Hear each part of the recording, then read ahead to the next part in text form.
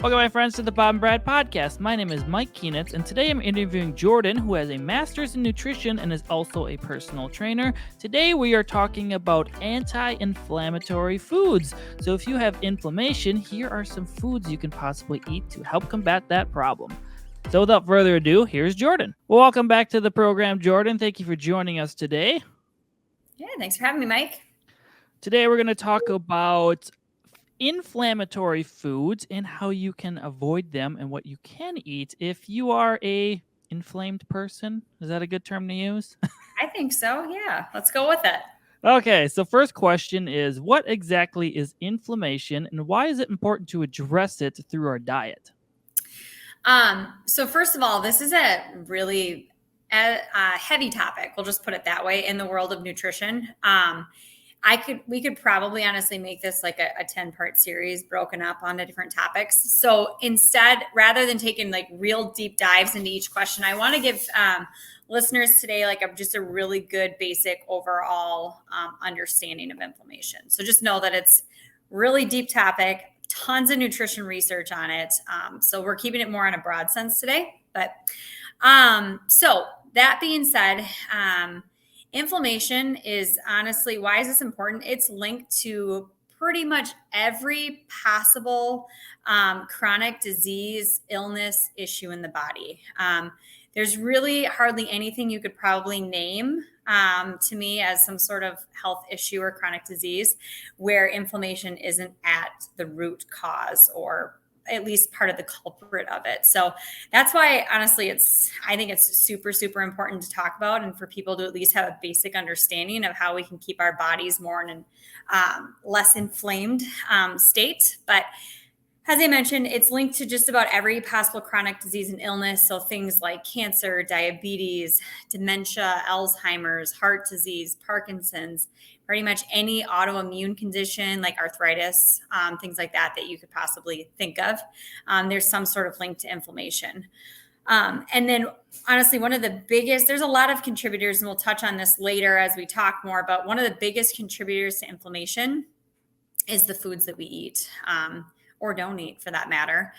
They're making us inflamed. They're making us sick. So food is ultimately where it all starts on this topic of inflammation. Also, to kind of tie into here too, I need to mention that inflammation is not all bad. Sometimes we hear that word and we think awful, right? But inflammation is actually a necessary process and defense mechanism in the body. So for example, like if you get injured, inflammation is necessary and a normal part of healing. So it's not like we don't want any inflammation going on in our body. That's not good either. But as a general issue with most of us, we are too inflamed. So Yeah, you don't want systemic inflammation throughout your body. If you have an ankle, turn your ankle and you have an ankle sprain, inflammation is necessary to help repair it, basically. For sure. What you're saying. Yep. So what are some common signs or symptoms of chronic inflammation that people should be aware of? So a couple things, there's a whole list of things, but one thing can be low energy or just chronic fatigue, which honestly, in just working in the field of health and wellness, that's probably a top 3 complaint I hear from people. I'm just tired. I don't have any energy. I hear it over and over again. I'm not saying that for sure that means your body's in a chronic state of inflammation, but it can be a sign. Also, just any sort of joint pain or joint stiffness can be a sign of this. Any sort of skin issues, so eczema or just rashes or different skin issues can be a sign of inflammation as well. Mouth sores, GI, so gut, stomach type issues, just body pain in general, insulin resistance, muscle weakness, allergies, even like excessive mucus production too. Not everybody always thinks of that, but that can be a sign of inflammation. Also, it's worth noting that sometimes symptoms can be silent or really, really mild, and we don't even notice them. And this silent inflammation can actually lead to a host of diseases and chronic illnesses that we sometimes all of a sudden are diagnosed with and didn't even realize and put together that we were maybe having some of these signs beforehand. So you got to be pretty in tune with your body, I would say. Yeah, you listed a lot of symptoms there, but it makes Yeah. sense if you have some chronic underlying issue, you're probably inflamed to a point. Yes.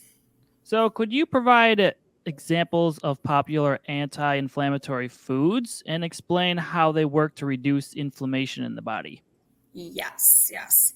Um, so I'm going to start with probably the most common, I guess, if you want to call it food or food substance or derivative, that would be omega 3s. I think most people have at least heard of omega 3s or things like that. So omega 3s are found in fatty fish, fish oil, like supplements, a little bit in flax, not as much, but that's a whole nother, whole other side topic. But omega 3 fats are probably the most commonly talked about food, if you will, or nutrient, I guess I should call it, when it comes to just anti-inflammatory foods and that topic of things. So I'm going to take kind of a little side path on this because I think it's really important to understand. And when I first learned this, it was kind of eye-opening for me. And it makes it really easy to stay away from fried foods when you're out to eat. So I'll go down this path a little bit. So in the terms of omegas, there's two types. There's omega 3s and omega 6s for the most part. I'm keeping this basic. And again, to keep it simple, I want you to think of omega 3s as anti-inflammatory and omega 6s as pro-inflammatory. Now, it's super important in our body that we have like a good ideal ratio, which I'll talk about here in a second. But again, we get omega 3s from food sources like fatty fish, fish oil, things of that nature. And we get omega 6s from sources like nuts, seeds, avocados. So really healthy things, right? But the problem is with omega 6s, they're also super, super abundant in processed seed oils like soybean oil, corn oil, canola oil. Now, before you think, oh, I don't have those in my pantry, I'm not consuming any of those. If you ever eat out or eat any processed foods, I can promise you, you're getting those processed seed oils. So just Americans in general, I can speak for, but the issue is we have a really, really high quantity of processed seed oils in our diet because we are eating a lot of processed foods, things that come out of bags, boxes, things of that nature. But we're also eating fast foods. We're eating out. We're eating for convenience. So our ratio of omega 6s to omega 3s is pretty terrible. So in an ideal world, we do actually want a few more omega 6s than omega 3s, about a 3-to-1 ratio, 4-to-1 max. But what we're finding through the typical standard American diet, it's more like 20-to-1. Does that make Sure. sense? Yeah, I mean, most whole foods have a decent ratio that's normal, Yes, but it's when you start processing things and having abundance of one substance, the 100%. concentration of omega 6 gets a lot higher. Yeah, and I'm not to say that like nuts and seeds and avocados and that stuff is bad because it has omega 6s in it, because it's naturally any whole food. If you're following a whole foods diet, I'm just telling you right now, you're probably gonna be pretty good in this arena. The problem is most people are consuming a lot of processed things on top of, even if you're eating some whole foods, if you're also eating out a couple times a week, you're probably throwing off your ratio of omega 6 to omega 3s. Therefore, your body is in a pretty pro-inflammatory state. So, and then other popular anti-inflammatory foods. Now, I don't love the whole like top 10 foods, eat these, and because that's great. But the problem is if you're just doing that, but then you're doing a bunch of other bad stuff, it's not really that helpful. I will highlight a couple that are more, I guess, well studied in the world of inflammation. But in general, just know that like fruits, vegetables, nuts, seeds, herbs, and spices, pretty good, like solid approach to keeping inflammation down. But more specifically, because I know some people like to just know, like, what can I focus on, especially if I know I have inflammation. In terms of fruit, berries are really, really good for that. Ginger, turmeric, so using those like in your cooking at home is a good idea. Avocados have a lot of anti-inflammatory properties to them. Green tea and then green tea extract as well, olive oil, leafy greens, bone broth, dark chocolate, to name a couple, if for people who really want that, list of foods. I think we should mention the dark chocolate is really bitter, not the sweet dark chocolates. Yeah, we should. Yeah, like when you're going to purchase it in the store and like it'll actually tell you the percent of cacao in it. Like I honestly aim myself like 80% or more. Like the entire bar might have like 6 grams of sugar if you ate the whole thing. Like we're talking really bitter dark Yeah. chocolate It's to the get the benefits. it's the cacao that's anti-inflammatory, right? Not the Yeah. So obviously not the eating a sugar. Hershey's chocolate bar, I'm not going to do it. Even if it says dark chocolate on it or like Dove dark chocolate, sorry. Yeah, I think they can call it dark chocolate because it's like greater than 50%, but it's sugar. Yeah. Call it what it is. So, are there any specific diets or eating patterns that are particularly effective in combating inflammation? Um, so with this topic too, I don't love like necessarily labeling a diet. Because my approach is not necessarily like one specific, like I don't like to label it. I just like to teach people and educate people on whole foods choices. And we're all kind of individualized in what we need anyways. So if I walked around saying like I'm straight paleo diet for myself and for everybody that I coach, like that's not a great practice because everybody has their own individualized needs. So I like to give that disclaimer, but at the same time, I do want to highlight a couple different dietary practices that do tend to fall more in line. Like for somebody who maybe wants to search for recipes online or ideas, it can be really nice to know what some of these diet protocols are called so that you can then do some research and at least searching around recipes, if that makes sense. Sure. So a couple of them would be, first of all, like paleo diet or Whole30. So a paleo diet, for listeners who aren't familiar, I'm sure you know, Mike, but that's going to be a diet that's focused primarily on quality meat and seafood sources, eggs, nuts, seeds, abundant amount of vegetables, and fruit, as well as quality oils. So that's going to be kind of what the paleo diet's comprised of. Really, the mainstay of that is getting rid of dairy and grains in the diet. And those tend to be more inflammatory in nature for a lot of people. So that's why I'm kind of highlighting that one. Whole30 is another buzzword or diet used, but Whole30 is essentially a paleo diet minus, like, they don't allow any type of added sugar, even natural sugar like honey. So like in some paleo recipes and cooking, you might find honey or maple syrup. Well, in a Whole30 diet, they get rid of all sugar. So that's like the cleanest of clean options amongst those two. I do like looking, if I'm looking for new dinner ideas, I'll go to Pinterest or wherever I'm searching and type Whole30 in before some type of food I'm looking for. Like if I'm craving tacos, I don't know, just naming a food like Whole30 taco recipes. Like I like to use those buzzwords because then at least, because I generally like to stay away from too much as far as like grains and dairy products because it just works better for my body. So I like using those buzzwords to come up with recipes. Some other diets that tend to be a little bit more anti-inflammatory in nature, the keto diet when done properly, not like junk food keto diet. I know you have a lot of experience in this area, Mike, so it can be super, super great, but not for somebody who's living off of what are those things called? Kraft singles, like highly processed cheese, a bunch of milk and tons of meat, and that's all they eat. You know what I mean? So having a really good, solid, quality foods keto diet, which essentially keto is no carbs. So fruit and starchy veggies are off the table, but otherwise it's going to look pretty similar to like a paleo diet. I don't know if you have anything to add there. No, I mean that's pretty much it. It's just whole foods, but with way less carbs, essentially. Right. But you can understand how you could easily go into a keto diet and do it really Well, pretty. there's a bajillion keto snacks out there now, so yeah. Yeah.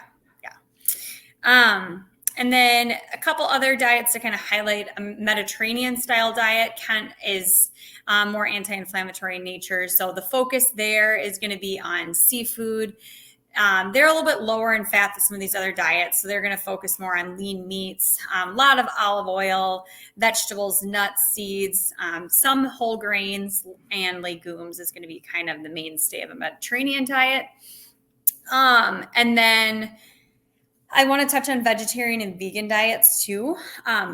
They can be, when done correctly, they can be very anti-inflammatory. However, you have to be pretty darn careful to make sure that that ratio, like I talked about, of omega-3s to omega-6s is in balance. So I personally think anybody can benefit from supplementing with fish oil, but especially a vegetarian. I know vegans aren't going to go that route, but it's pretty important that you're thinking about your omega-3 fat sources. Otherwise, you can pretty quickly, that diet can become, more omega-6 heavy, if you will.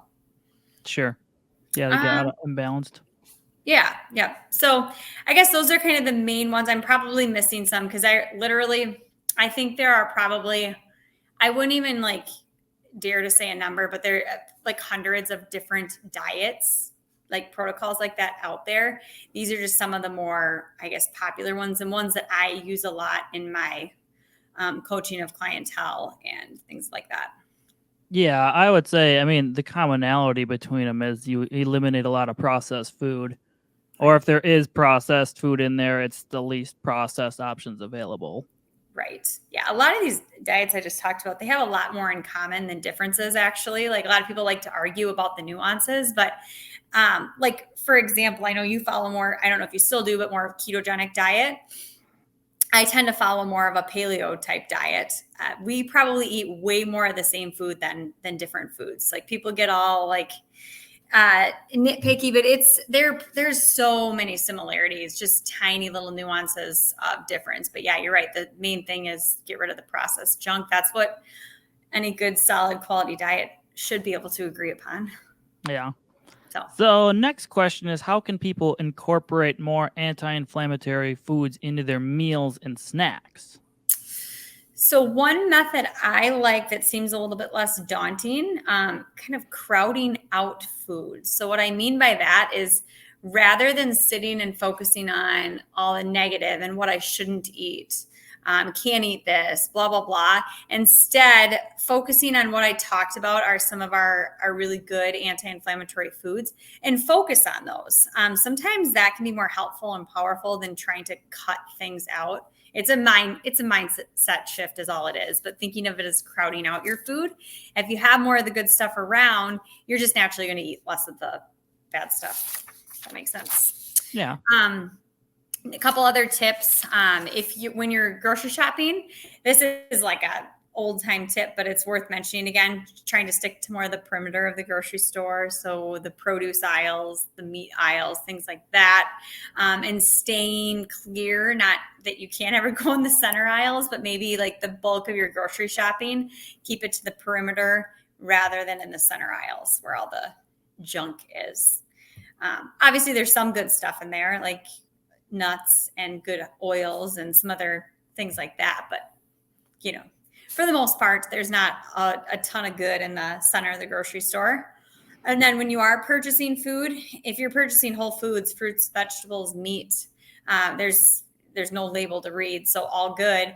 But when you're getting anything that comes in a bag, a box, a can, I'm not saying that all of it's garbage, because there's actually a lot of food companies out there now, because I think people are just becoming more aware that are really putting some good options that are in a package, because we do need convenience sometimes. But my big thing I like to tell people is instead of, we automatically are, I guess, ingrained to look at the nutrition facts. Rather than looking at the nutrition facts, like I don't even hardly ever look at that. You probably do with trying to be more mindful of carbohydrates, but I skip right over that. I go right to the ingredients. If I'm buying something out of a box or a bag, and if I don't know, like if those are not individual ingredients as foods I would eat by themselves, I'm not touching it. Like it stays on the shelf. So that's really, really important when you're grocery shopping. If you don't know what the ingredient is, put it back. And then the other tip for this too would just be eating at home rather than eating out, because then you have more control. I'm guessing I didn't have this question that I sent you, but I'm presuming a good chunk of inflammation has to do with if you're eating in abundance versus like maintenance or cutting calories. Say that again. I'm assuming you're going to be more inflamed if you're constantly overeating than undereating. Yeah. Yeah. Yes. So caloric Yeah. intake has a lot to do with it too. Yes. I didn't actually talk about that a lot, but because and the reason probably I didn't include that as much is because usually when people shift to more of a whole foods diet, the overeating becomes way less of an issue. But no, you're exactly right. Yeah. Well, I'm not patting myself on the back there. I was just agreeing with you. Worth noting though, for sure. So, are there any specific foods or ingredients that tend to promote inflammation and should be avoided? Oh, all sorts of things we can talk about here. But first one I'll mention is I already touched on it earlier, but just to really drive home the point, processed seed oils, I would probably argue are about the worst culprit in the American diet as far as inflammation goes. So, our processed seed oils, there's a lot of different ones, but the big ones would be corn oil, soybean oil, canola oil, vegetable oils. They're highly inflammatory in nature. The way they're processed, they use a chemical extraction process, leaving behind chemical residue, all sorts of issues with there. And I will tell you that if you eat out, I can just about guarantee you they're using some kind of processed seed oil. It's cheap, it's inexpensive, it's easy to cook with. For sure, anything fried, that's what you're getting. But even something that might look harmless and healthy on a menu, probably if you pop back to the kitchen, they're using one of those oils because they're just, it's easy, it's convenient, they're readily available, and it's cheap. So now maybe if you go to a little nicer, higher quality restaurant, you might be able to request that they use olive oil or something like that. But most of the time, what they're cooking in, even if you get a salad trying to be healthy, right?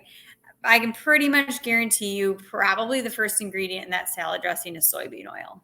So, yeah, processed seed oil is definitely the enemy when it comes to inflammation. Sugar, I don't think I even need to talk about that. I don't think sugar is like a debatable topic in nutrition anymore. I don't know. I would hope not, but pretty much everybody can agree that like eating too much sugar is not a good idea, and eating too much sugar is pro-inflammatory. So, other specific foods that maybe are a little less well known. So, dairy products tend to be inflammatory for a lot of individuals. Now, I'm not saying that everybody should stop consuming dairy. I don't want anybody to come up with that conclusion, but I would say there's probably more people than not that tend to be a little bit sensitive to dairy products, especially people that already have gut issues because they're eating some other crap, for lack of a better word. But the big thing with dairy too is just like sourcing of it and making sure that you're getting good quality sources and not like stay away from the fat-free dairy products, things like that. Leave them on the shelf. But as a general rule, like that could be something that someone could play around with. I do find that a lot of people tend to just be a little more sensitive to it as all. And what wheat and other grains, corn and soy products made are wheat, corn, and soy products are all pretty much a fairly inflammatory food for most people. And then additives and artificial ingredients. So artificial sugars like aspartame, Splenda, things of that nature, emulsifiers, thickeners, gums, all used in processed food to bind them, hold them together, make them taste good. Those have all been linked a lot to like leaky gut syndrome, which when you have a damaged gut, basically it opens the floodgates for the immune system to get mad and creates this vicious cycle of inflammation. So, and more reasons to stay away from processed foods. And then the other, I guess it's not food, but other thing to really keep away from if you're trying to stay more anti-inflammatory would be alcohol too. Sure. No, I think it's a good list. It's a lot of those things cause problems with my gut, so I can relate.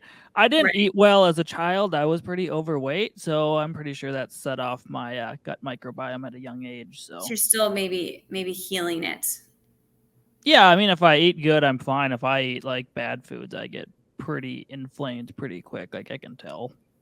Right. And like with the topic of dairy, like somebody who has a very healthy gut microbiome maybe can tolerate dairy products better than somebody who's damaged, if you will. So, Yeah, I mean, I can like if it's A2 milk or lactose free, or if it's like yogurt or cheese, it's fine. I can't yeah. have normal dairy. I don't really have access to raw dairy where I live, but I mean, many people say they can handle that too. But I mean, I'm fine with the choices in dairy that I have. Don't feel like I'm missing anything. Right. I think the big thing with that is just not overdoing it too is super important. And most, excuse me, most people do. And you're like better choices are what you named. Like, so any kind of fermented dairy products, yogurt, cheese, and staying away from like just drinking a straight glass of cow's milk or eating ice cream. Like there's better choices in the world of dairy. Yeah. Yeah. So, are there any misconceptions or myths surrounding anti inflammatory foods that you'd like to address? One thing I want to address is there's no one particular food out there that is going to be the magic cure all, right? You can eat all the kale and blueberries in the world, but if you're still eating at McDonald's regularly, your body is still going to be in a state of chronic inflammation. So, again, this goes back to like if you like Google foods for inflammation, you will have, because I did it for the fun of it in prepping for this, you'll get a list of the top 10, the top 15 foods to fight inflammation. I don't want people to go and look at that. That's great, like include those, but I don't want you to think that those foods are so mighty and powerful that they're going to combat other things going on. There's no cure all. Like it comes to an overall big picture. What are you eating day after day, week after week, month after month? So, and then the other myth that kind of drives me a little bit crazy in this topic is not all meat is inflammatory. Like a lot of times that'll make the list of, at least amongst our popular search engines, it's gonna show up as inflammatory food. Now, like a lot of these sources are telling you to avoid all of it because it's all inflammatory, but without making mention or taking into consideration sourcing. So, for example, like grass fed beef, that actually has omega 3s in the fatty acid profile. So, you can't take and just say all meat is bad. You have to look at sourcing of meat. And then, like, if you're just going to eat a bunch of conventional pepperoni and sausage as your meat source, yeah, that's probably a little bit more pro-inflammatory because what else are they using in the processing? But if you're being mindful of your sourcing, meat can be a great part of an anti-inflammatory diet. Yeah, a lot of No, the I probably just upset the vegans, didn't I? what vegetables are fine too. Right, Yeah, right, it's more the processed meat is normally what gets the list. Even like the carcinogen list, when they said meat, it was processed meat, and it's stuff that's in the um, to make it have a long shelf life, basically. And also, right. a lot of that meat loses a lot of its nutrients compared to raw meat. I mean, obviously you cook it, but there's much more Right, nutrients in, you know, a steak versus a piece of beef jerky because it's for sure. dehydrated and lacks more vitamins and minerals. But Yeah. so, can you share some tips or strategies for maintaining a long-term anti-inflammatory diet? Sure. So, first of all, make more meals at home. Like, start cooking at home. Know what's in your food. As I mentioned, pretty much every restaurant you go to is going to use those processed seed oils. So, knowing what's in your food, I think, is one of the most powerful things you can do in controlling, how you cook it. So, eat at home. Also, plan your meals too. A lot of times, if people are busy and you get home from work and it's 5 o'clock and you have nothing planned for dinner, that's when you're going to go out or skip to convenience. So plan out your meals. If you're going to have some kind of fish or meat for dinner, take it out of the freezer, get it thawed so you have it there and it's ready. If you go to the grocery store and you stock up on a bunch of fresh fruits and vegetables, best word of advice: come home, clean them, chop them up, have them ready to go. It's much more attractive to reach for, like, I'm even like this. If I could have a whole head of broccoli in my drawer in my refrigerator, still in the whenever it came in the store, ugh, I feel like grabbing that right now. However, if it's in a nice like glass container, all clean and cut up into bite-sized pieces, like probably going to reach for that. So making it easy and attractive for yourself when you open the fridge, here's my snack. Or dinner's super easy then, like the broccoli and whatever other vegetable already all chopped up, I'll just throw them on a sheet pan with some avocado oil, season it, and then here we go, kind of thing. So just trying to make things a little bit easier for yourself as well. Preparing, I guess, is the big mainstay with this question. And then keep the temptations out of your house, because we all tend to be a little lazy. Let's just be honest. Especially in the evening, we might be craving a snack, but if it's not there, you're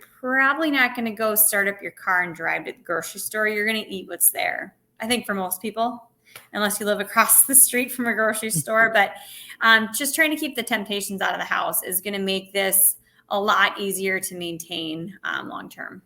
Sure. So, are there any particular nutrients or supplements that are beneficial for reducing inflammation? Sure. Yes. So let's talk a little bit more about that. So I already touched on this one, so I'm not going to beat a good horse to death, but fish oil. I would probably say out of anything that I'm going to talk about, of course, I can't prescribe anything, but I think pretty much every individual could benefit from some type of omega-3 supplementation, just because we don't get a ton in the diet. So that would be something to consider because of the omega-3 fatty acids in it. A lot of else, what I'm going to mention, I like to just tell you kind of where nutrition research is and some different supplements and nutrients that can be helpful with inflammation, but I don't think you need to go out and buy every single thing that I'm about to list to you right now. These are tools and can be helpful is all. So another one would be turmeric, because of the compound curcumin in it. It has some very powerful anti-inflammatory properties. So when looking at supplementation, a lot of times it's going to be curcumin that you would go for with this one. Turmeric would be, some people call it turmeric, whatever, however you want to pronounce it, can be useful like when cooking, like in your own kitchen. That would be a good ingredient, or curry type dishes. Let's see what else. Ginger. So there are a couple components in ginger that help to reduce inflammation. Vitamin D as well is, there's been several studies out there that link low vitamin D levels and inflammation. So vitamin D is one of those that's kind of, low vitamin D levels are linked to a lot of things, kind of like inflammation is linked to a lot of chronic diseases. Same thing. What else? Probiotics, actually, too. I want to mention those. They're important for gut health, and poor gut health is the cause of chronic and acute inflammation. So that can be helpful. Vitamin C. Vitamin C, just like vitamin D, is an essential vitamin that plays a huge role in inflammation as well as immunity. As an antioxidant, it can help reduce inflammation in the body. So that's another one to consider. What else do I want to talk about? Garlic. So obviously garlic can be just used in your cooking, but also for a more powerful punch, you can actually take it as a supplement as well. It's highly, or the one compound that's highly anti-inflammatory in it is called allicin. So that's a lot of times why people with maybe struggling with some sort of chronic or acute inflammation might consider supplementing with that, just because you can get that compound in a lot higher quantities. You'd have to, I don't even know how many cloves of garlic you'd have to eat a day to mimic the effects you can get from a garlic supplement. So what else do I want to talk about? Green tea extract. So you can drink green tea, or you can also take a green tea extract that just has a higher concentration of its anti-inflammatory compound called EGCG.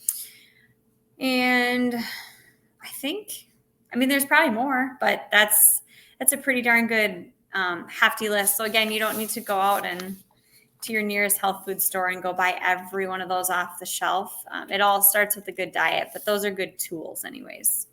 So are you telling me coffee's not anti-inflammatory? I don't think it's pro-inflammatory either.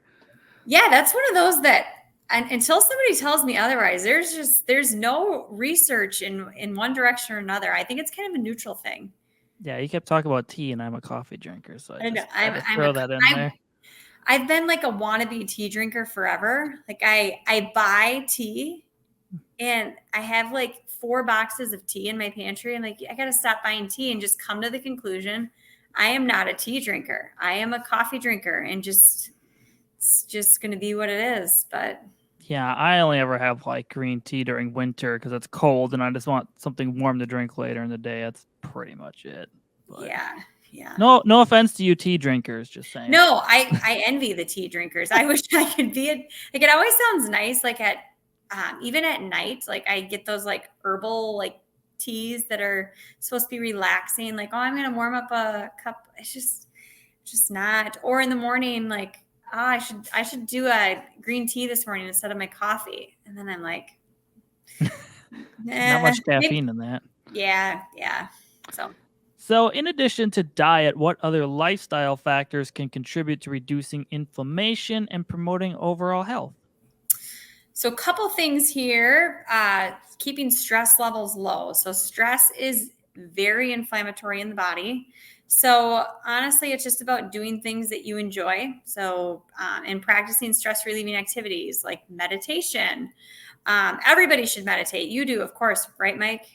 Every day? No, I know. Maybe during like if I'm stretching because I have to stretch for some pain issues right now, it's kind of meditating.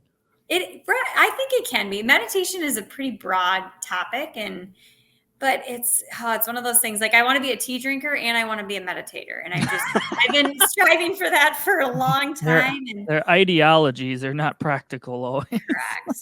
But that's a great practice. But if that's not for you, some other things that can be stress relieving, this would be more my style, like going for walks in nature, doing yoga, stretching. So anything if you're especially, well, even if you're not a high stress person, we can all benefit on a daily basis from doing something to step away from life a little bit and clearing your mind. Even like backing away from your desk, shutting your eyes for 30 seconds and practicing like deep belly breathing. Because we tend to, like, all day long, we're chest breathers, like shallow chest breathers. So, like, or if you just feel yourself kind of starting to get a little bit worked up, like shut your computer screen, shut your eyes, and do some really, really deep belly breathing. It doesn't need to be for very long, but that can be really powerful, like just stress reducing activity. So overall, doing things and finding ways for stress management, keep stress levels low, because if your stress is way up here, you can eat the greatest diet, but I can tell you, you're still going to be in a state of chronic inflammation. So, the other thing too would be getting adequate sleep each night. Again, you can do all the right things in the world, but if you're sleeping for 4 hours every night and you're never letting your body heal, you're going to be in a state of chronic inflammation. So making sure, for most people, optimal levels are between 7 to 9 hours of sleep a night. So doing your best to try to, most people laugh at me when I say that too. Like, you think I can get 7 hours of sleep a night? I'm like, how can you not? I don't know. Sleep is so important. Yeah, I get 8. I mean, I understand if people have, young children or something, it could be an Right. issue, but I have friends that don't have that problem. They're just like to stay up late and play video games. That's their own problem. But I don't get that. That's one thing for me. Like I can do 7. I can live off 7 and feel pretty good. My body likes 8. Sometimes if I get more than 8, I'm like pretty groggy.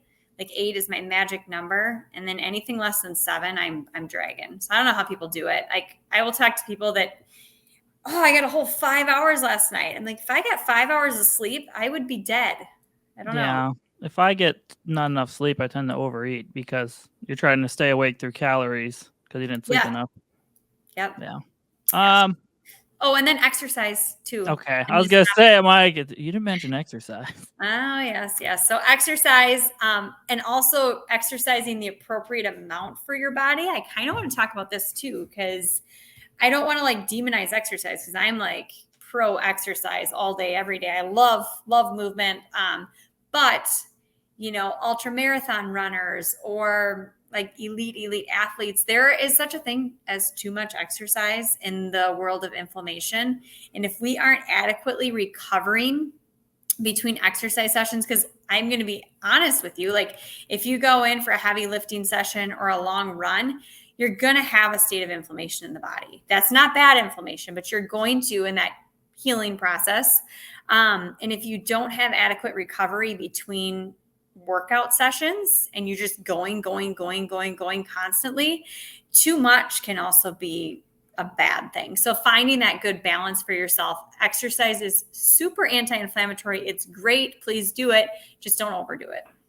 Yeah, I would say if you're new, like 3 days a week, every other day is fine. If you've been doing stuff for a while, like typically you want to figure out some type of program that does that. Because I mean, I've done distance running and you're still running miles, but you have one day that's a lot more and then other days that are less. And you have some days that are more intense paces. And then you have other days that are very easy. So that's kind of like a recovery. You never want to go all out, whatever you're doing every day.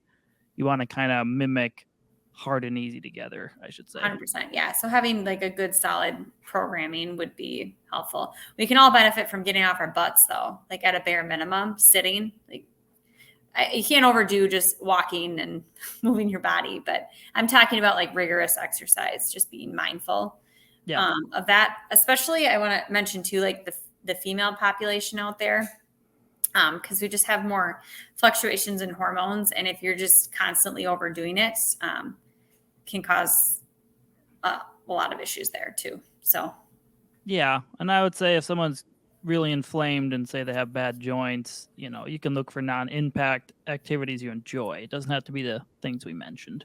Right. All right. Is there anything else I forgot? I don't think so. All right. Well, thank you for joining us today. Yeah, thanks for having me.